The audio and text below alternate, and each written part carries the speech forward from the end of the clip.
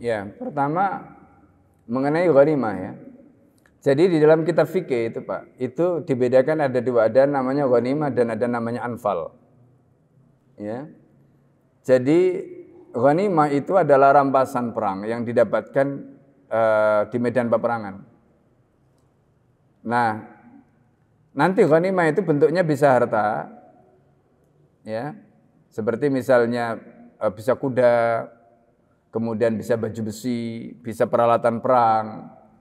Ya, makanya kita lihat ya, kalau Bapak, Ibu-ibu pernah misalnya ke Museum Topkapi ya, pernah ke Museum Topkapi di Turki itu kan kita lihat peninggalan-peninggalan pedang-pedang musuh-musuh pasukan kaum muslimin itu kan banyak di situ. Pedangnya gede-gede Pak. Itu kemungkinan besar itu ghanimah tadi yang didapatkan dari peperangan tadi. Ya, itu pertama. Termasuk juga baju zarah itu, jadi baju besi, kemudian senjata-senjata yang lainnya. Nah yang kedua, ya bisa juga harta dalam bentuk harta bergerak misalnya. Jadi selain tadi itu bisa kuda, bisa unta, itu bisa nanti jadi ghanimah. Bahkan ya ini nanti dimasukkan di dalam kategori ghanimah itu budak, ya. Budak. Jadi gini, di dalam Islam itu nanti ada hukum yang namanya hukum terkait dengan asra, tawanan perang. Asra itu adalah jamaknya asir.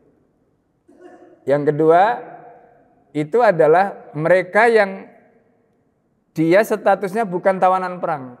Apa bedanya tawanan perang dan bukan tawanan perang? Tawanan perang itu berlaku untuk laki-laki. Karena perang itu biasanya dilakukan oleh laki-laki. Perempuan, anak-anak, dan orang tua itu tidak boleh dijadikan tawanan perang. Ya, tidak boleh dijadikan tawanan perang. Tapi nanti ada hukum yang namanya sabiyah, jamaknya sabaya. Nah, siapa yang disebut dengan sabiyah atau sabaya tadi? Itu bisa anak kecil, bisa perempuan, bisa orang tua yang mereka diajak di medan perang.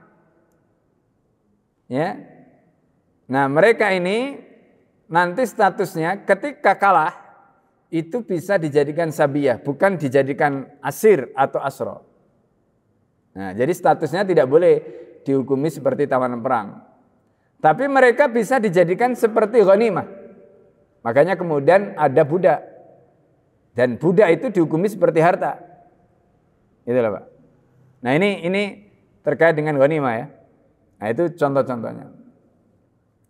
Lalu kemudian berikutnya tadi anfal.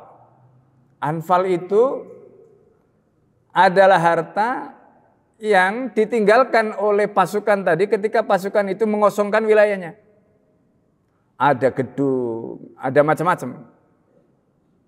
Ya. Nah, itu.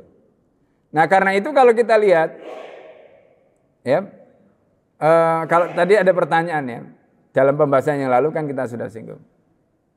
Jadi misalnya ini begini, nanti ya, seperti pada zaman Muhammad Al-Fatih. Muhammad Al-Fatih itu kan menaklukkan Konstantinopel, ya kan?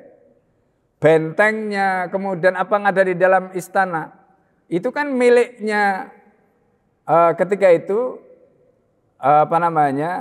Romawi, ya, Bizantium kan, itu. Nah kemudian ketika ini takluk, maka itu otomatis, ya, seperti tadi benteng-benteng atau apa yang tinggal, itu nanti statusnya seperti itu, statusnya disebut anfal. Nah ketika itu jatuh ke tangan kaum muslimin, maka itu nanti menjadi milik, ya. Kaum muslimin bisa nanti itu dimasukkan di dalam aset negara, itu ya. Nah ini, jadi itu nanti ada pembahasannya dalam kitab fikih bagaimana status begitu. Maka kita bisa membayangkan kalau zaman Muhammad Al-Fatih saja, itu kan banyak bekas gedung-gedung tua yang dibangun pada zaman Bizantium pada waktu itu kemudian menjadi milik, ya, kekuasaan Islam, Kesultanan Turki Utsmani ketika itu. Nah, nanti juga bisa seperti itu, Pak. Jadi kalau tadi pertanyaannya, apakah hukum yang berlaku dulu itu akan berlaku juga nanti? Ya. Karena hukum Islam nggak berubah. Jadi makanya bayangkan, kemarin kan kita sudah cerita ya. Jadi di pertemuan sebelumnya kan Al-Fakir sudah sampaikan itu.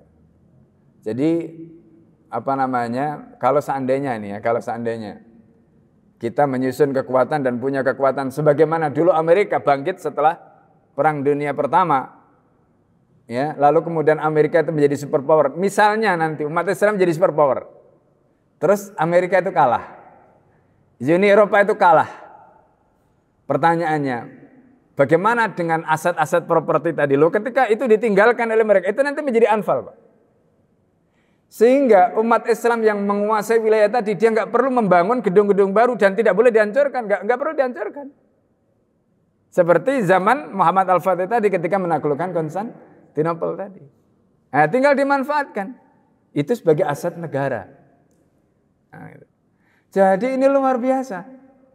Ya kan? Nah, jadi sekarang kalau pertanyaannya apakah ketentuan hukum misalnya tadi 1/5 ya walillahi khumusahu itu. Jadi khumus itu 1/5 terkait dengan anfal tadi atau ghanimah tadi. Itu tetap berlaku juga.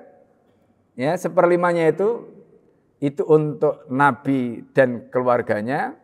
Kemudian nanti 4/5-nya itu nanti diserahkan kepada Baitul Mal, nanti silakan bagaimana khalifah atau kepala negara akan membaginya. Nah, begitu ketentuan.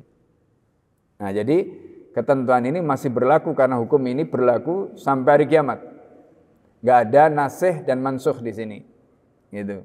Jadi makanya kita bisa membayangkan justru kalau Islam diterapkan itu luar biasa, Pak. Ya, luar biasa. Makanya kemudian orang-orang di luar Islam takut sekali kalau nanti Islam itu berkuasa lagi, takut sekali. Gitu. Karena itu tadi. Ya, begitu. Nah, itu mungkin ya penjelasannya. Baik, sampai di sini kita tutup dengan doa kafaratul majelis. Subhanakallahumma wa bihamdika asyhadu an la ilaha illa anta astaghfiruka wa atubu ilaik. Assalamualaikum warahmatullahi wabarakatuh.